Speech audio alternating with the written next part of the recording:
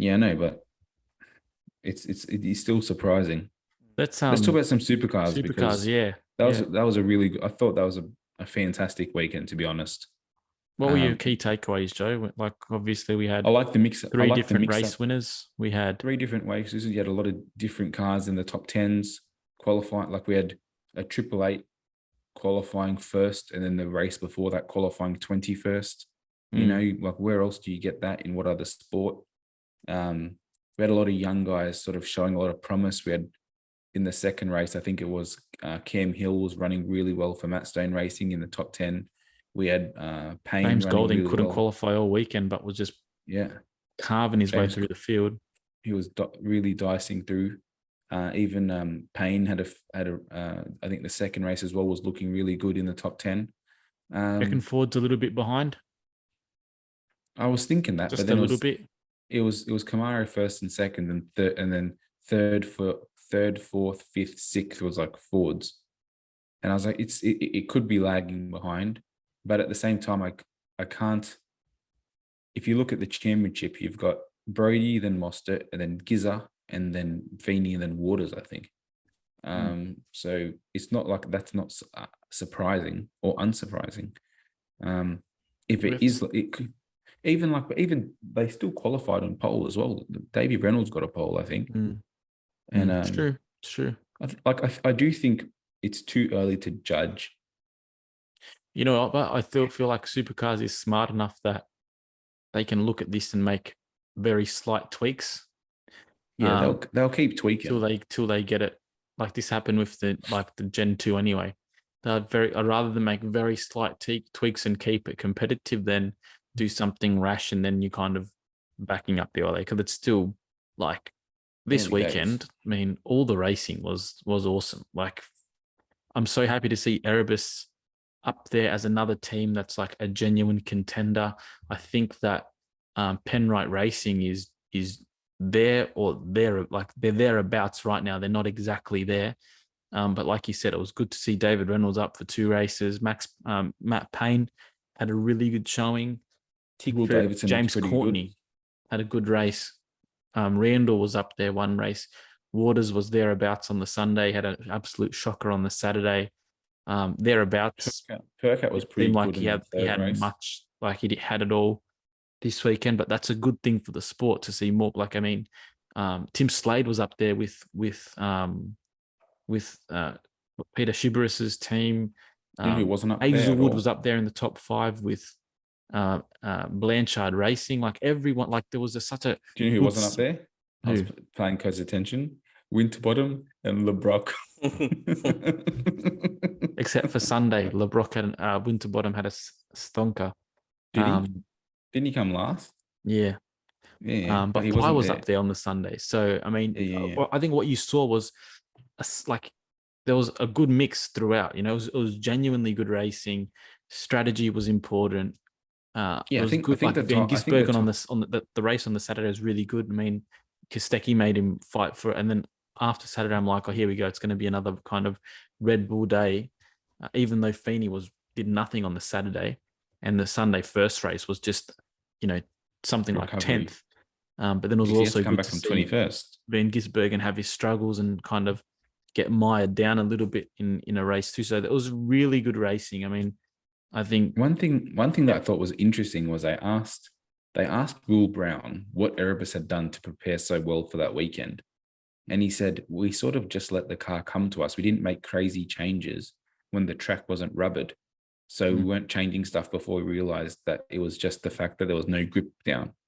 Um, and I think it's going to be interesting because the less is more this is, approach. yeah, but like this is the first year there. So at the moment, the less is more approach can work. But once you have another, by the time you get Data. there next year, and if you haven't collected as much data as the other teams, then it's not a problem for next year. It's a problem for next year, I suppose. But how good is it that Erebus had such a strong weekend? I was so happy with their young drivers. Really getting amongst it. You know, I was Um, thinking today. Brody's still the championship leader. I think He most. extended his lead. I think most teams on the grid this weekend would have had like positives to take away from the weekend and learnings to take away from the weekend, all but probably, like, with the exception of Erebus, which I reckon was Everyone. on all weekend. I think every team had like highlights, whether it was one of the lowlights. cars doing well or kind of, being able to move through the field, and all of the teams had, we didn't maximize this. This is something that we can work on. I think that's really healthy for the sport. It's really healthy for fan engagement. It's really healthy for having fans spread across lots of different teams.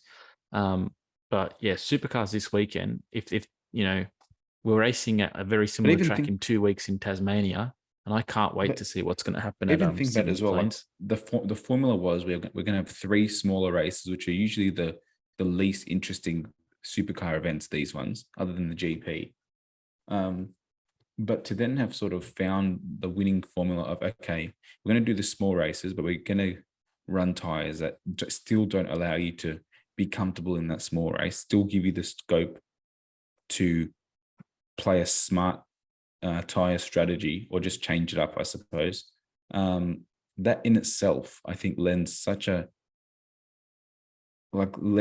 so well to the future, because these weekends probably aren't the major events of the season. They're not your, the ones that everyone sort of turns the TV on to watch, but at least you're putting on a great event for your fans, and the people who do watch it are gonna, go away thinking, yeah, you know what, that was a great weekend. You know what? 3 These races, are the cachet building rounds of the championship. You've got to maximize all 3 races. You know what I mean? I'm just glad that we're 100%. seeing competition. It's not just Red Bull and SVG walking it. So it's been great. Dude, I love watching these cars train around. Like, and I don't know if I have noticed. I don't know if I've noticed more passing yet. I'm not sure, because it's all like that whole placebo effect. If you think you're seeing it, then you're probably seeing just because you're being observant to it. But this guy, the placebo effect. Did Supercars actually have an issue with passing? Because I don't remember ever thinking, there's not enough passing in Supercars. They definitely had a problem with being able to run super close to the car in front of you because of that sort of aero and the downforce, and what F1 was having. And I just kept noticing so many more sort of from sends, and I was like, I don't remember if last year there was this many, or if I'm just noticing it more. I think you could also be aware that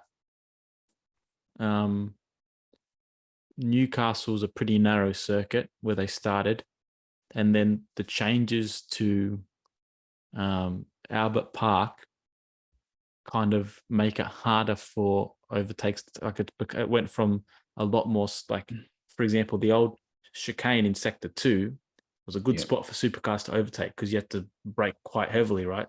They lost that, and kind of the reprofiling of the section after that again. I think even they've taken off so much. I think that because they've taken off so much aero, the tires are doing so much more work to keep the cars planted that they're just wearing quicker as well, which is fantastic. I think this race, like traditionally Barbagallo is pretty high passing track. Yeah, I would say that it was, I don't know, I think a little bit better, particularly going into the I don't know what number it is, 1, 2, 3, 4, turn 5, the big horseshoe, turn 5, and then definitely into the back, like into the last corner, people were able to brake a lot, like they were able to put the move on from a lot further behind. So last year, if they were kind of 2 cars behind, it was a little bit too far to make that move into the last corner. Whereas today, like this weekend, they were sending it. I'm thinking about tracks like that are coming up, like Tasmania, and then also Queensland Raceway that have the long corners. I'm just more excited for the events that I was never really excited for, because I always thought it's a bit more processional. The races are too short to really change the order if you're shitting qualifying unless there's a problem. Mate, I think it all depends on the tires they bring. if they start Yeah. to continue to bring the high high deg deg tires, tires. then I But think they- they've got to they win the should- formula. I mean, They should use. Tasmania They should. is a good They should track. use There's one really those- good overtaking position, but again, that you only really get great racing when you've got a high deg tire. That when you've got those split strategies. But from what I've seen so far, like I've genuinely enjoyed it. The cars look harder to drive. I think one thing you are seeing are more small, like really small mistakes that that Yeah. cars behind are able to capitalize on. And that's part of overtaking. That's part of racing. It's not all just, setting up and making a pass. It's also being able to put pressure and having a car that's kind of, you're having to wrestle, and then, punishing those little mistakes, you know what I mean? Being able to make a little mistake or pressuring someone to make a little mistake and then using the run to do something with it. So Well, Jess I've Yates. really been impressed so far.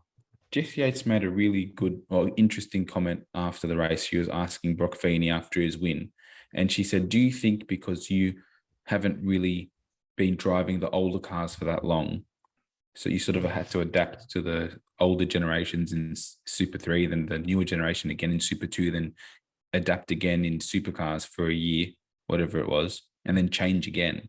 You've never really built that muscle memory with that whole last generation of car, where you sort of got into the sort of a rhythm in your brain, knew exactly what you're doing at that track." And he said he wasn't sure, but I was thinking it would be interesting to see how this year goes if a lot of the guys who haven't been in the category long, like Fraser, the Kostecki, Feeney, seem to be it's hard to measure at all because they could just be progressing. But if they finish higher, then probably we would have expected by the time the season shakes out, if that could be a case. I think you're getting. then having I don't know. I think you're seeing a lot of the same talent in the same positions. What's that say? Yeah, but that's true. you're seeing, like, let's say last year when you might have had Van Gisbergen, Waters, Mostert. I think it was Van You're seeing the Gisbergen, same Mostert, 10, Waters. let's say, but you're Let's seeing put them them in the mixed right up order. more. So the top 10 is the same kind of people, but mixed up more. The bottom 10 is the same kind of people, but mixed up more. You know what I mean? But yeah, like, I'm really impressed with how it's gone, and I just hope it continues. But I mean, yeah, it's really good. And the beautiful thing is we've got 2 weeks to wait for Supercars. Formula One, we're back next 2 weekend weeks? with Was it next weekend? It's Miami. five races in 6 weeks. Really? Yeah. So it's good for the pod, but please, No, it's going to be. It's good for the pod. It's good for the pod. just give us something to talk about. There's water in the marina this year too, which is good. Is There you there? go. There's actual water in the marina. They Mate, posted they've it done- up on their page. They've done it. They've fixed the sport. That's right. It's all sorted. Anyway, we'll see how we go, boys. So again, thank you so much for jumping Dude, on. can we just acknowledge how good is a weekend like that when there's that much I'll tell racing? you what. And live golf. And I watched No. nearly 2 full days of This live was the golf amazing as well. part. Friday afternoon, home from work, free practice for WEC, qualifying late at night. Saturday, Dude. 8 o'clock, WEC's racing in Spa. How good is that? Then you've got your sprint races. Then you've got the Sunday. You've got your Formula One starting at 9. You've got MotoGP saving the day with an amazing race after that. You wake up in the morning, bright-eyed, bushy-tailed, whatever they say, 5:30, and you have this absolute epic race. It was an epic weekend of racing. There's not enough of them, but Tara was came one of home them. and she's like, "Did you miss me?" And I said, "Sorry, but I didn't have a chance to. I was too entertained for the whole weekend." Your Jeez, poor what did you kid's do probably around the got house? your I poor said I kid's watched probably Live got Golf. rectangular eyes, but that's all good. No, kept him entertained. But mate, what an awesome weekend. We didn't even touch on WEC, and I just enjoyed watching that for what it was. It was fantastic as well. Anyway.